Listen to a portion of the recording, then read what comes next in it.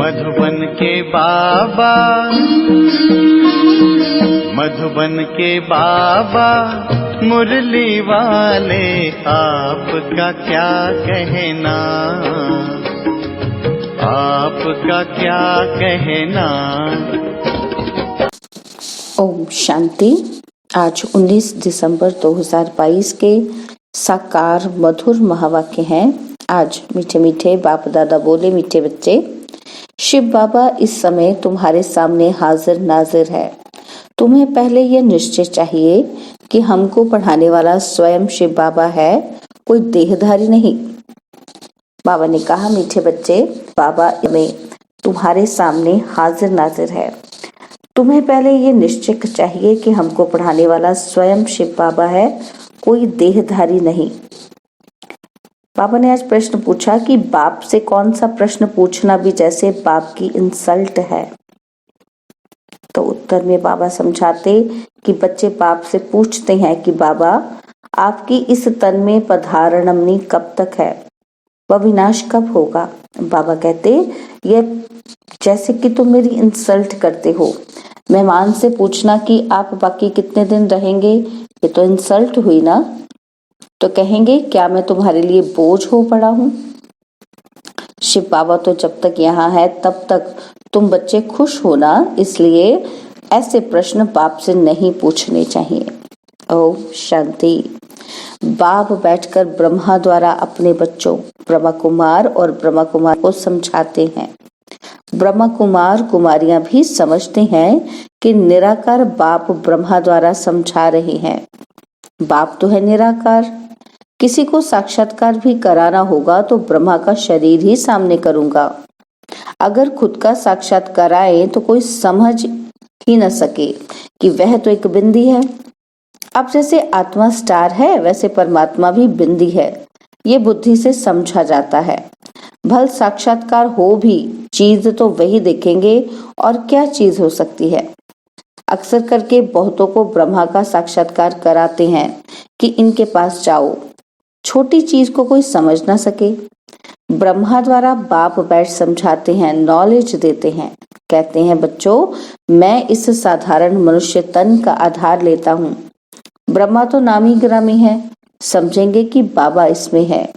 यह बाबा का रथ है, बाबा नहीं होता तो यह ब्रह्मा भी काहेगा, तो ये बीके भी काहेगे।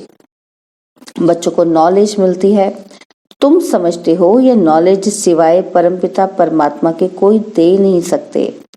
नॉलेजफुल वह निराकार है, सिवाय ऑर्गन्स के ज्ञान कैसे दे सकते। बच्चों को यह निश्चय हो जाना चाहिए कि इस समय बाबा हाजिर नाजिर है। बुद्धि कहती है कि बाबा इसमें प्रवेश है, जो बैठ नॉलेज देते हैं। उस परमपिता परमात्मा के सिवाय का वर्षा मिल न सके। तुम बच्चे जानते हो, भक्ति मार्ग में जो भी त्योहार आदि मनाए जाते हैं वो सब इस समय के ही यादगार हैं। शिव जयंती भी इस समय का ही त्योहार है। त्रिमूर्ति शिव परमपिता परमात्मा ब्रह्मा द्वारा स्थापना करते हैं। श्री कृष्ण थोड़ी नई दुनिया की स्थापना करेंगे। ब्राह्मण कुल चला आता है, उनको ये पता ही नहीं कि ब्राह्मण सो देवता बन जाते। ब्रह्मा की औलाद तुम ब्राह्मण हो। जो भी मनुष्य मात्र हैं सब धर्म वाले, उनको समझ में आता है कि हमारा ग्रेट ग्रेट ग्रैंडफादर ब्रह्मा है, जिसको आदम बीबी अथवा आदि देव आदि देवी कहते हैं। वह भी शिव बाबा की रचना है। बाबा ने रचना कैसे रची, अडॉप्ट किया। तो यह है पहले नंबर की बात।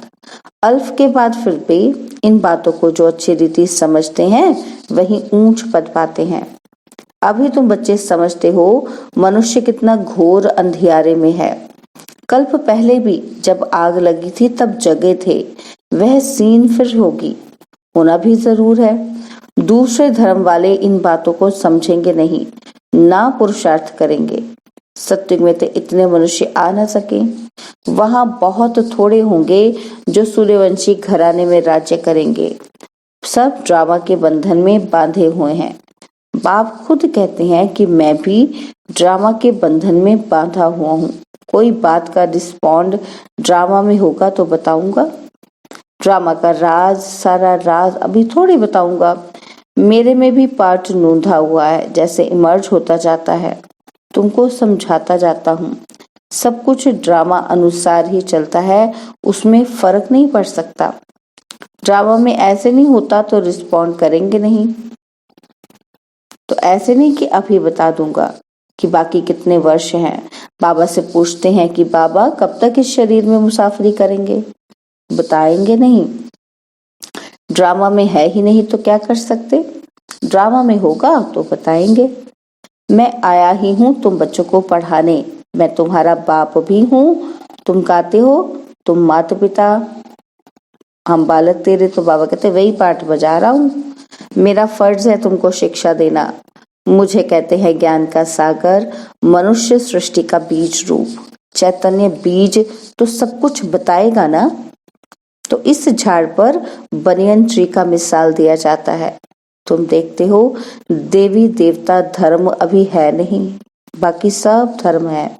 अब ये सब खलास हो जाएंगे, फिर अपने समय पर आकर स्थापना करेंगे। मैं देवता धर्म की स्थापना कर रहा हूँ।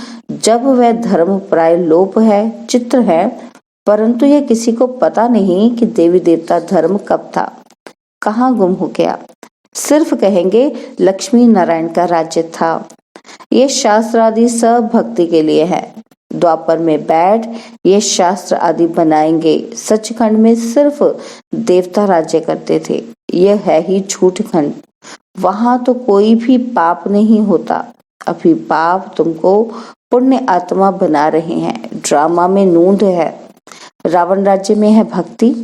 शास्त्र आदि शुरू होते हैं, यह अनादि ड्रामा शूट हुआ पड़ा है। यह है ही झूठी दुनिया। ईश्वर के लिए भी झूठ ही झूठ बोलते हैं। ईश्वर तो ऊंच ते ऊंच है, हम उनसे मिलना चाहते हैं तो जरूर उनसे कुछ मिलता है। बाप से क्या मिलेगा? वह है सर्व का सदगति दाता, सर्व को दुख से छुड़ाते हैं। रावण भी बड़ा जबरदस्त है, आधा कल्प उनका राज्य चलता है, परंतु वह दुख देते हैं, इसलिए सब मनुष्य बाप को याद करते हैं। रावण तुम्हारी सारी राजधानी छीन लेता है, इतना जबरदस्त है। अब तुमको मालूम पड़ा है कि बाप हमको वर्षा देते हैं और रावण श्राप देते हैं। मनुष्य को यह पता नहीं है कि बाप कब वर्षा देते हैं। श्री कृष्ण का नाम गीता में डालने से गीता को झूठा कर दिया है। बड़े से बड़ी भूल यह है। यह बाबा भी तो नारायण का पक्का भगत था, गीता पढ़ता था। गीता पढ़ने बगैर कोई काम ही नहीं करता था। जब साक्षात्कार हुआ, निश्चय हो गया कि बाप हमको लक्ष्मी नारायण बनने का वर्षा देते हैं। अभी तो बहुत कुछ समझ में आ गया है। शिव बाबा समझाते रहते हैं। कभी कोई शास्त्र नहीं उठाया, बाबा सुना रहा है, यह भी कहते हैं कि मैं सुन रहा हूँ। कभी बाबा नहीं तो यह भी सुनाते हैं। कभी शिव बाबा नहीं है तो ये भी सुनाते हैं। इसमें बाबा है इसलिए ब्रह्मा का नाम इतना नहीं है। अजमेर में एक मंदिर बनाया परंतु कुछ समझते नहीं है। श्री कृष्ण को मुरली दी और सरस्वती को सितार दी है। सरस्वती को गॉडेज ऑफ नॉलेज कहा जाता है। गॉड ऑफ नॉलेज ब्रह्मा के बदले श्री कृष्ण को कह दिया है। मूंझ गए हैं। बाप बैठ बच्चों को समझाते हैं कि त्रिमूर्ति में श्री कृष्ण तो है नहीं, भल करके है परंतु गुप्त। तो राधे कृष्ण ही लक्ष्मी नारायण बनते हैं, यह भी किसी को पता नहीं कि परमपिता परमात्मा ने समझाया था। अब भी समझाते रहते हैं। साधु संत आदि इस बात को समझ जाएं तो यहाँ सबकी भीड़ मच जाए, परंतु ड्रामा में ऐसे भी नहीं है। पाप कहते हैं मैं संगम पर आकर राजयोग सिखाता हूँ। जो पास होते हैं वे सूर्यवंशी बनते हैं और जो फेल होते वे चंद्रवंशी बनते हैं। सूर्यवंशी की प्रजा सूर्यवंशी होगी, चंद्रवंशी की प्रजा चंद्रवंशी होगी। तुम बच्चों की बुद्धि में सारे चक्र का ज्ञान है। तुम हो सुदर्शन चक्रधारी ब्राह्मण और यह है सर्वोत्तम ब्राह्मण कुल। तुम सेवाधारी हो। तुम गुप्त वेश में भारत को योग बल से स्वर्ग बनाते हो। तुम्हारे लिए स्वर्ग जरूर चाहिए। पुरानी दुनिया को खत्म करना पड़े, श्रीमत पर तुम अपनी राजधानी स्थापन कर रहे हो। यादवों की राजाई खत्म होनी है। पांडव राजाई स्थापन कर रहे हैं नई दुनिया के लिए। पुराने भंबोर को आग लगनी है, यह भी समझते हो। बाकी कितने दिन होंगे? बहुत थोड़े। बाकी कितना समय है? ये हम पूछ नहीं सकते। मेहमान से पूछा नहीं जाता कि आप कितने दिन रहेंगे। कहेंगे मैं शायद बोझ हूँ। शिव बाबा कहते हैं कि मैं यहाँ हूँ तो तुम खुश रहते हो ना, तो फिर पूछते क्यों हो कि कब तक पधरा रमणी है? ये पूछना भी जैसे इंसल्ट है, इसमें लज्जा आनी चाहिए। यह पूछना तो ऐसे हुआ कि बाबा जल्दी जाएं तो अच्छा, इसलिए ऐसे ऐसे सवाल बाबा से पूछ भी नहीं सकते। ऐसा बाप तो कोई हो ना सके। बच्चे ही बाप को जान गए हैं। श्री कृष्ण के लिए ऐसे नहीं कहेंगे कि इनमें परमात्मा है। श्री कृष्ण ही याद आता रहेगा। परमात्मा तो याद आ ना सके, श्री कृष्ण को ही देखते रहेंगे। शिव को याद ही ना करें, इसलिए तुम बच्चों को समझाया गया है कि शिव बाबा को याद करो। देह अभिमान में नहीं रहना है। श्री कृष्ण की महिमा कोई कम नहीं है। बाप कहते हैं मुझे आना ही है पराये देश, पुराने शरीर में। श्री कृष्ण तो रावण के देश में आ ना सके। अब तुम जानते हो कि श्री कृष्ण की आत्मा पुनर्जन्म लेते लेते अब इस शरीर में है। यह अंतिम शरीर है। यही फिर नंबर 1 पावन शरीर बनता है। ये सब बातें और कोई की बुद्धि में आ ना सके। रावण का चित्र बनाते हैं परंतु समझते नहीं है कि रावण की प्रवेशता कब से हुई। जलाते ही आते हैं। मर जाए तो फिर जलाना बंद कर दें। मरता ही नहीं, हर वर्ष जलाते हैं। ये सब है भक्ति मार्ग। बाप कहते हैं मैंने तुमको सूर्यवंशी चंद्रवंशी बनाया, तुम फिर शूद्रवंशी बने कैसे? अब फिर तुमको सूर्यवंशी चंद्रवंशी बना रहा हूँ। अभी तुम जानते हो कि हम विश्व पर जीत पाते हैं और फिर हार खाते हैं। जब देवी देवता धर्म था तो और कोई धर्म नहीं था। अब फिर वह धर्म स्थापन होगा तो और सब धर्म खत्म हो जाएंगे। आसार भी तुमको देखने में आएंगे। कितना साइंस का काम चल रहा है। खुशी भी मनाते हैं कि ऐसा एरोप्लेन निकलेगा जो 3-4 घंटे में लंदन पहुंच जाएगा। आजकल एरोप्लेन में हाथी, बंदर, मेंढक सब जाते हैं। ये सुख के लिए भी है तो दुख के लिए भी है। वहां विमान में घूमते हैं। अभी तुम ऊंची तकदीर बनाने के लिए आए हो। तुम सब देवी देवता बन रहे हो। स्वर्ग का नाम गाते हैं परंतु जानते नहीं कि स्वर्ग कब था। कहते हैं स्वर्ग पधारा तो जरूर नर्क में था, परंतु सीधा कहो कि तुम नर्कवासी हो तो गुस्सा लगेगा। अब तुम्हारे में ताकत है। तुम कह सकते हो कि तुम पतित पावन को बुलाते हो तो जरूर पतित हो। तो बाप कहते हैं अब झाड़ जड़ जड़ी भूत अवस्था को पाया है।